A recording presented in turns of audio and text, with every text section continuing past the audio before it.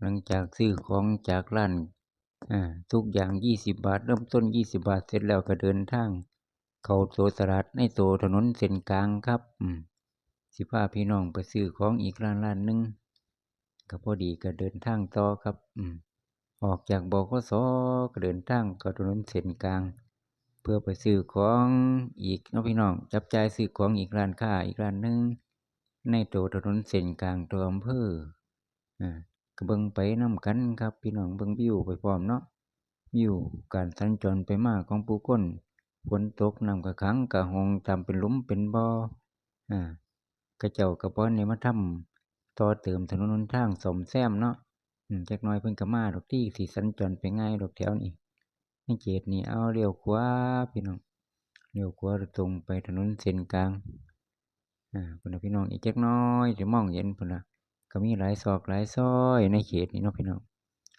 ในเขตตัวอำเภอในเขตตลาดก็มีหลายซอยคือว่าน่ะเนาะเพราะว่าก็เป็นหม้องที่ผู้คนสัญจรไปมาหลายก็เลยมีการเฮ็ดถนนขึ้นมาหลายหม้องหลายซอยนี่ก็มาเป็นสี่แยกน้อยพี่น้องมองไปทางหน้าไกลๆพุ่นก็เป็นสระน้ำใหญ่ล่ะพาพี่น้องลัดไปเส้นนี้เขาสิเลี้ยวซ้ายเข้าไปตีโค้งกลับคืนมาค่อยสิถึกร้านค้าที่สิไปเนาะพี่น้องก็พอดีกับผู้คนก็มาเที่ยวก็ส่งสิหลายๆแหน่ดอกมื้อนี้เพราะว่ามีตลาดนัดคนเดินทางหน้าพี่น้องพ่อค้าแม่ค้ากำลังตั้งเต็นท์ขายของเราก็เลี้ยวซ้ายขึ้นโน่นมาฟังทางพี่แล่นขึ้นมาเส้นนี้ล่ะพี่น้องค่อยสิตีโค้งกลับคืนไปเส้นถนนกลางตลาดเนาะแล้วพี่น้องเนาะก็ถือเป็นการขับรถมอไซค์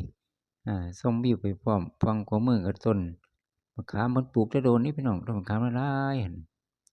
ต้นใหญ่ต้นสูงขึ้นมาฮอดวิดโน่นวิดม้อมาฮอดโน่นม้อนี่แล้วเรียบร้อยก็เลี้ยวซ้ายเลี้ยวซ้ายลงไปทางหน้าตลาดเทศบาลนี่ล่ะ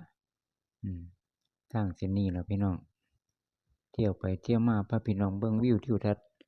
เบิ่งการสัญจรไปมาในตัวตลาดแต่ละมื้อแต่ละเว้นเลี้ยวซ้ายลงไปทางถนนเส้นกลางหน้าตลาดเนาะพี่น้องแดดออกคนก็หลบแดดแหน่เด้พี่น้องตอนนี้เพราะว่าช่วงแดดออกเนาะแล่นลงไปสิไปจอดร้านค้าสิไปหาซื้อของใช้คือเก่าล่ะครับพี่น้องซื้อของใช้ของสอยไปใช้ในบ้านในเรือนใช้ในชีวิตประจำวันเป็นเรื่องธรรมดาฮอดหม้องฮอดที่ถึงที่ถึงสถานที่ซื้อของแล้ว